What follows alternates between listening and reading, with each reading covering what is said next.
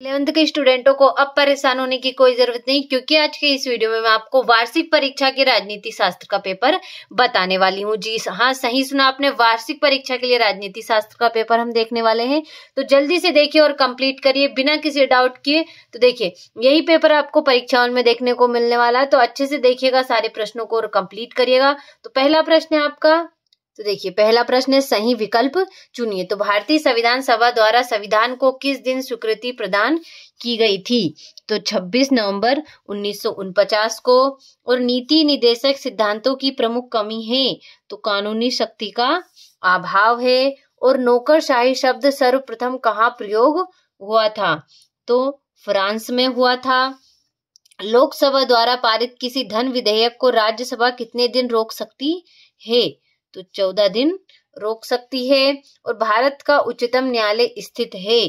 तो कहाँ पे है? दिल्ली में है। और नगर निगम की संरचना में सम्मिलित होने वाली इकाई है? तो इसको उपयुक्त सभी है, यानी कि वार्ड समितियां हैं, परिषद है, नगर आयुक्त एवं मेयर अथवा महापौर है। तो देखिए, इस तरीके से आपका पहला प्रश्न आंसर सहित कंप्लीट हुआ। ये रहा आपका इंग्लिश मीडियम वालों के लिए। तो अच्छे से स्क्रीनशॉट के माध्यम से इन्हें आप कंप्लीट करिएगा। आगे है आपका, देखिए इस तरीके से स्क्रीनशॉट से कंप्लीट करिएगा इंग्लिश मीडियम वालों। दूसरा प्रश्न है आपका, रिक्त स्थानों की पूर्ति कीजिए। तो देखिए, भारतीय संविधान के निर्माण में 63,96,729 रुपए व्यय हुए। भारत में स्वतंत्र एवं निष्पक्ष चुनाव कराने का उत्तरदायित्व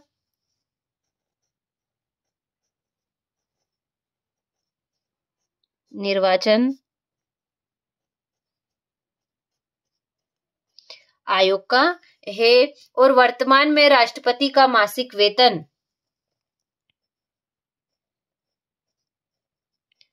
5 लाख रुपए है। राज्यसभा के सदस्यों की संख्या 250 है। और भारतीय संविधान निर्माता संविधान का एक संतुलित दस्तावेज है। संतुलित दस्तावेज है। और प्लेटो का प्रमुख ग्रंथ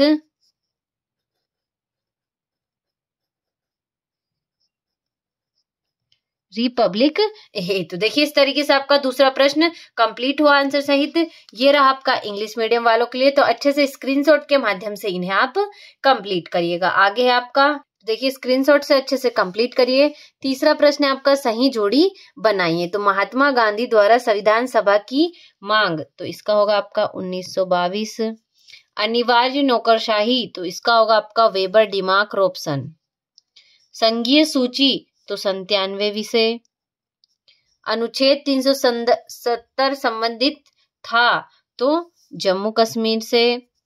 और हिंद स्वराज, तो इसका होगा आपका गांधी जी। प्रत्येक व्यक्ति को मत देने का अधिकार, तो राजनीतिक समानता।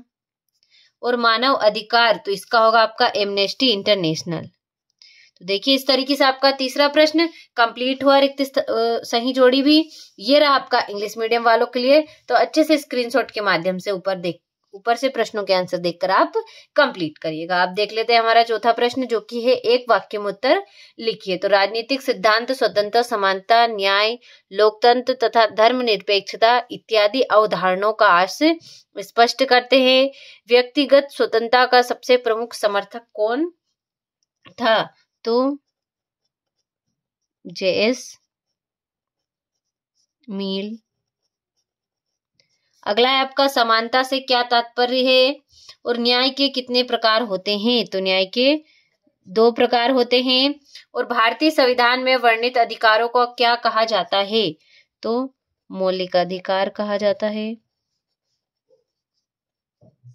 मौलिक अधिकार कहा जाता है। तो देखिए, इस तरीके से आगे आपका, एक देश में भ्रमण हेतु आया हुआ अन्य देश का नागरिक क्या कहलाता है? तो विदेशी कहलाता है। अगला है आपका, नेट्स शब्द का क्या अर्थ है? तो पैदा हुआ।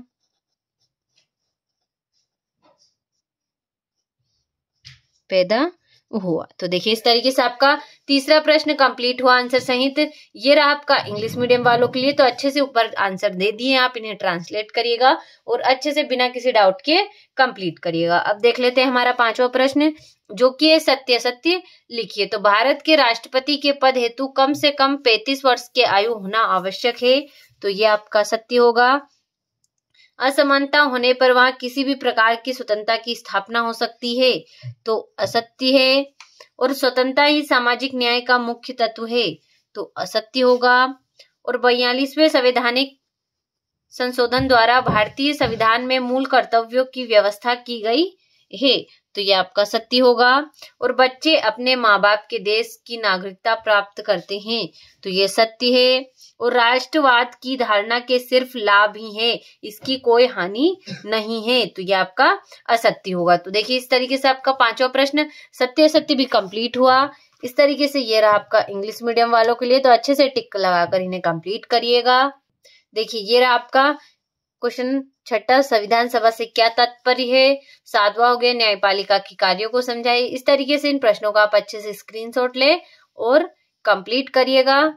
ये हो गया आपका 11वां प्रश्न। 12वां हो गया।